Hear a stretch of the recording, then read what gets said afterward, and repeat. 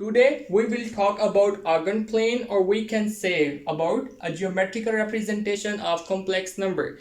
But first of all, you should know what is coordinate plane. So we can define this plane by saying a geometrical plane on which coordinate system has been specified is called coordinate plane. Now, what is coordinate system? So let we have a coordinate plane on which an ordered pair of real number a comma b is drawn somewhere. So a and b are the coordinates. So this is the coordinate system. Now, before discussing the geometrical representation of complex number, we should have a look on how we can draw an ordered pair of real numbers on coordinate plane.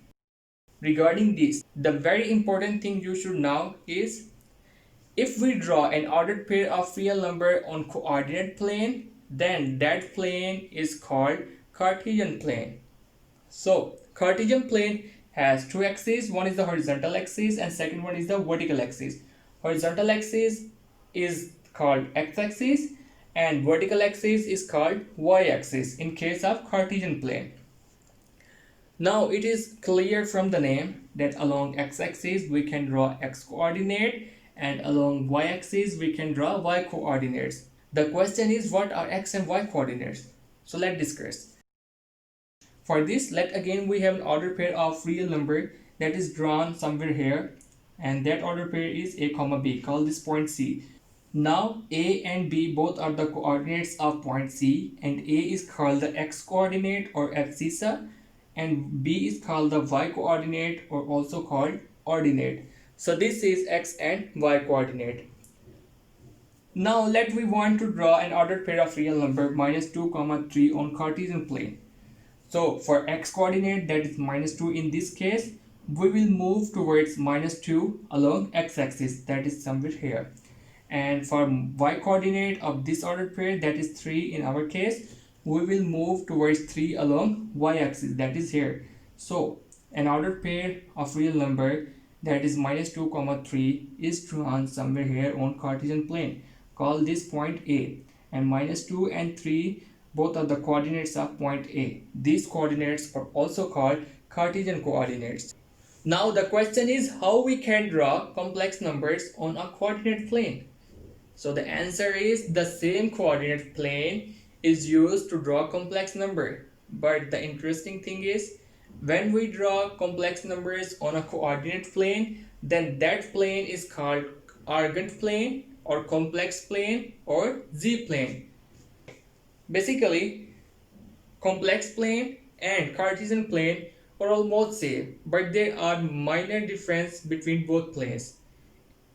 In complex plane, we also have two axes. One is the x-axis and one is the y-axis. But the x-axis is called real axis and the y-axis is called imaginary axis.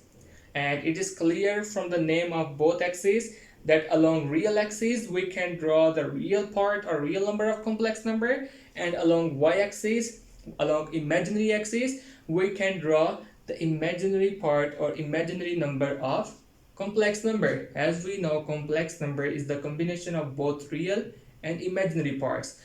So let's draw some points on complex plane. First of all, let we have a complex number that is equal to 3 minus 4i.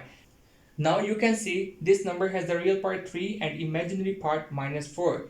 And for real part that is equal to 3, we will move towards 3 along real axis, and for imaginary part that is equal to minus 4, we will move towards minus 4 along imaginary axis. So this point will be somewhere here.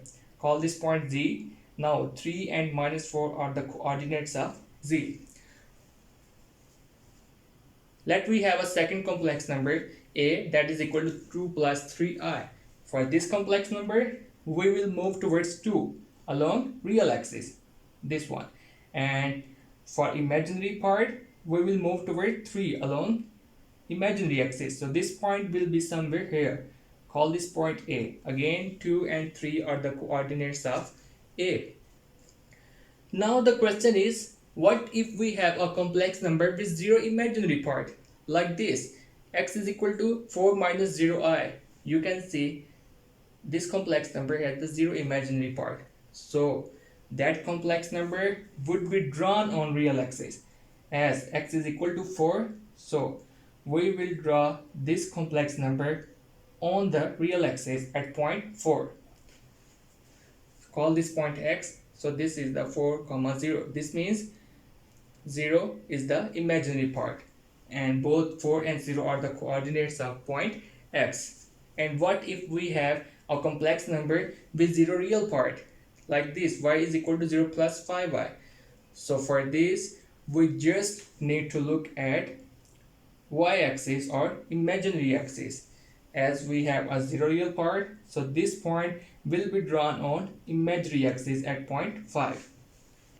Now the next question is, what if we want to draw the conjugate of any complex number? Like if we want to draw a conjugate of complex number b. So its conjugate we know would be equal to minus 3 plus 5i. So minus 3 plus 5i will be drawn opposite to minus 3 minus 5 along y-axis, somewhere here. So this is the method how we can draw complex numbers on complex plane. Now the last thing is, what is Argand diagram? For Argand diagram, we can say the figure representing one or more complex numbers on a complex plane is called Argand diagram. For example, in our case, this one is Argand diagram. So the definition is the diagram representing one or more complex numbers on a complex plane is called Argand diagram. So guys, in our today's lecture, we have studied how we can represent complex numbers on complex plane, and what is Argand plane or complex plane or Z plane, and what is the imaginary axis and what is real axis. Also we have discussed Argand diagram.